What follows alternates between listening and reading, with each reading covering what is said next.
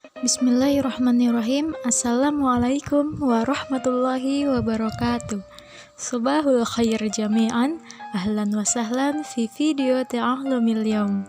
Selamat pagi semuanya. Selamat datang di video pembelajaran hari ini. Pada hari ini, kita akan mempelajari materi baru, yaitu tentang taat pada aturan, perilaku kompetitif, dan kerja keras. Akan tetapi, sebelum kita memulai pembelajaran hari ini, alangkah baiknya kita berdoa terlebih dahulu agar pembelajaran yang kita lakukan pada hari ini dapat berjalan dengan lancar. Amin ya rabbal alamin. Sebelum dimulai, saya akan menyampaikan tujuan pembelajaran pada materi kali ini, yaitu ada 5. Yang pertama, diharapkan siswa mampu membaca Quran Surat An-Nisa ayat 59, kemudian mampu membaca Quran Surat Al-Maidah ayat 48, dan Quran Surat At-Taubah ayat 105 sesuai dengan kaidah tajwid. Yang kedua, diharapkan siswa mampu menyebutkan arti dari Quran Surat An-Nisa ayat 59, kemudian dari Quran Surat Al-Maidah ayat 48, dan Quran Surat At-Taubah ayat 105. Yang ketiga, mampu menjelaskan makna isi kandungan dari Surat An-Nisa ayat 59, Al-Maidah ayat 48, At-Taubah ayat 105. Dan yang keempat, mampu mendemonstrasikan hafalan Quran Surat An-Nisa ayat 59, Al-Maidah ayat 48, dan Surat At-Taubah ayat 105. Dan yang terakhir, siswa diharapkan mampu memberikan contoh perilaku taat, kompetitif dalam kebaikan, dan kerja keras.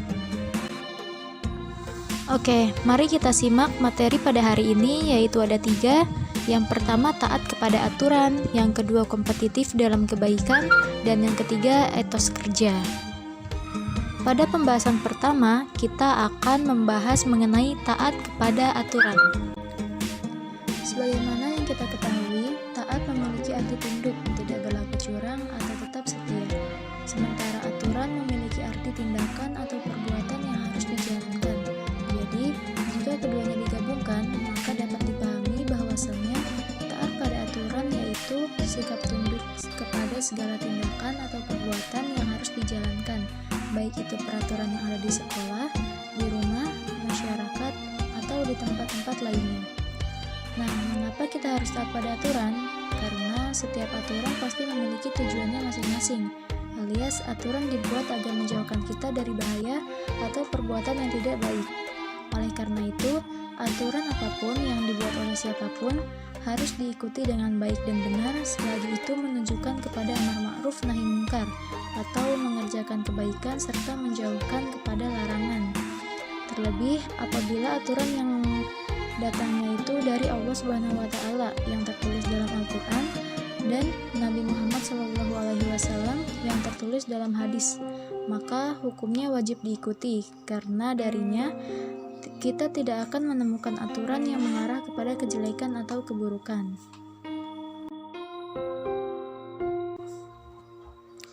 Nah, di sini Allah menjelaskan dalam Quran Surat An-Nisa ayat 59 yang bunyinya, Bismillahirrahmanirrahim.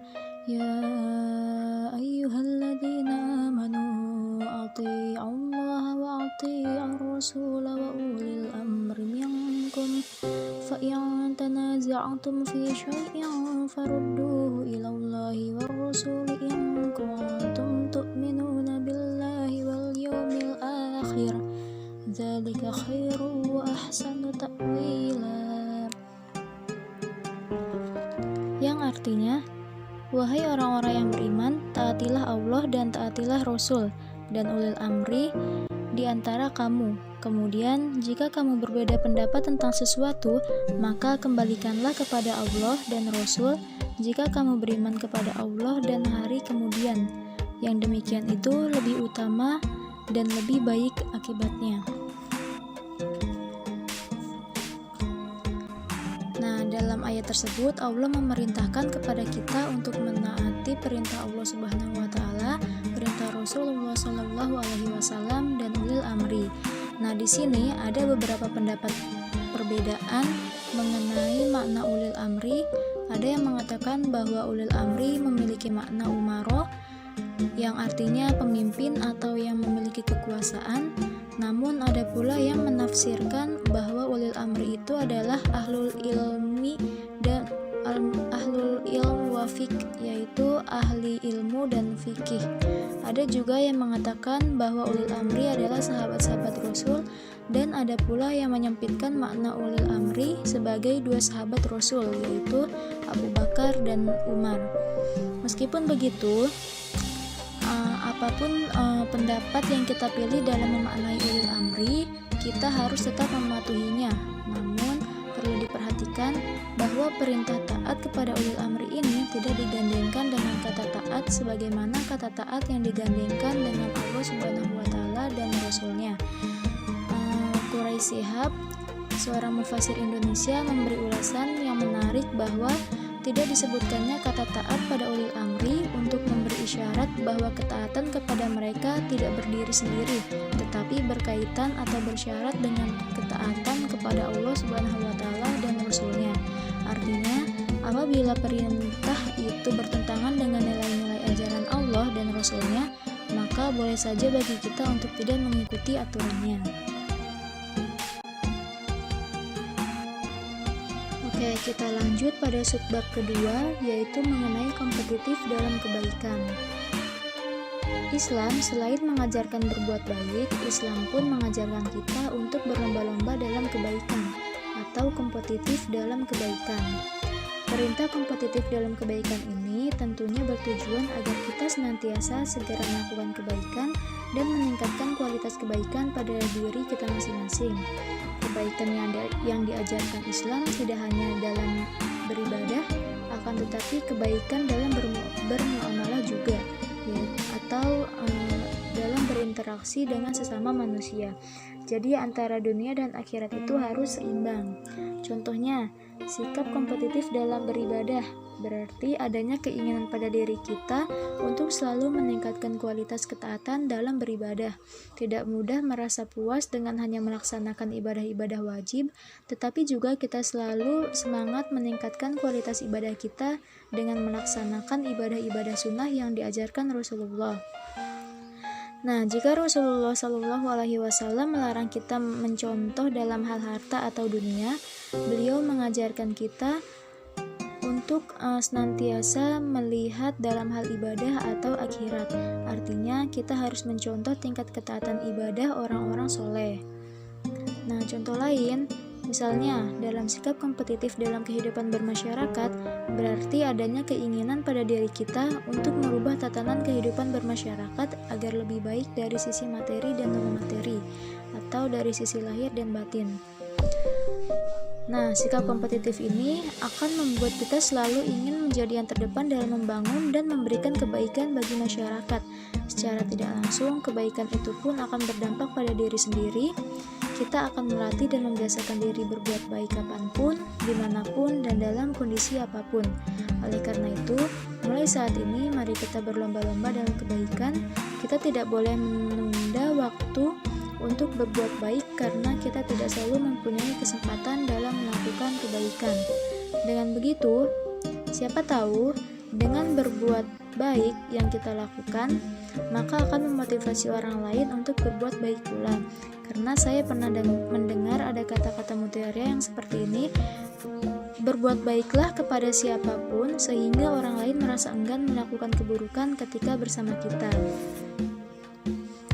Nah, dan yang terakhir tentunya melakukan kebaikan itu harus istiqomah, bukan semata-mata hanya ingin dilihat orang lain agar mendapatkan pujian, karena bahwasannya Allah Subhanahu wa taala senantiasa melihat dan mengawasi setiap perbuatan hamba-hambanya.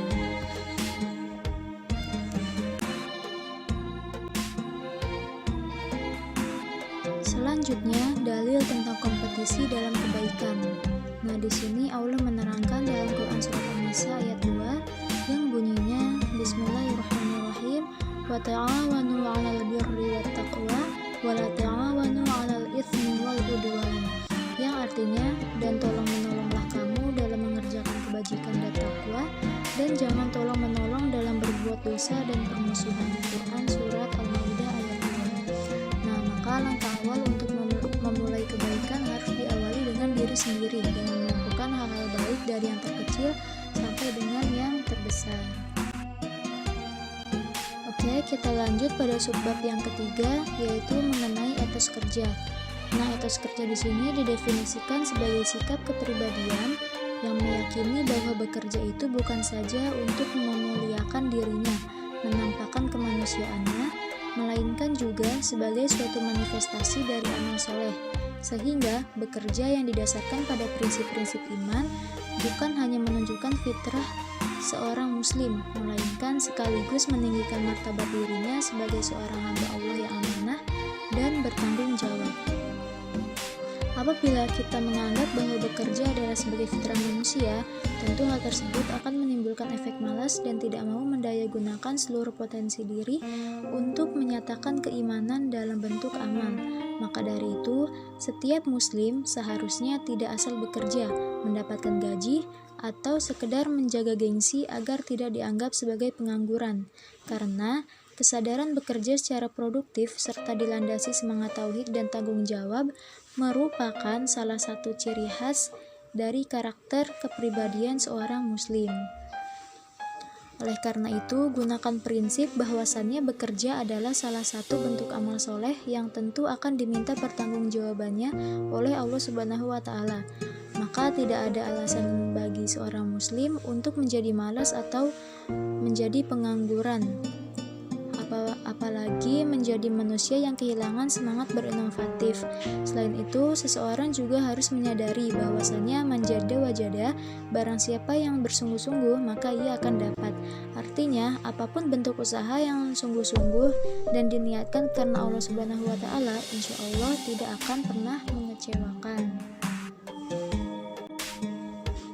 Salah satu perintah Allah kepada umatnya untuk bekerja tertulis dalam Quran surat At-Taubah ayat 105 yang bunyinya, Bismillahirrahmanirrahim, wa qul i'malu fasayarallahu 'amalakum rasuluhu wal mu'minun wa saturadduna ila 'alimil ghaibi wasyahadati fayunabbi'ukum bima kuntum ta'malun, yang artinya, dan katakanlah, bekerjalah kamu, maka Allah akan melihat pekerjaanmu, begitu juga Rasulnya dan orang-orang mukmin, dan kamu akan dikembalikan kepada Allah yang maha mengetahui yang gaib dan yang nyata, lalu diberitakannya kepada kamu apa yang telah kamu kerjakan. Quran surat At-Taubah ayat 105.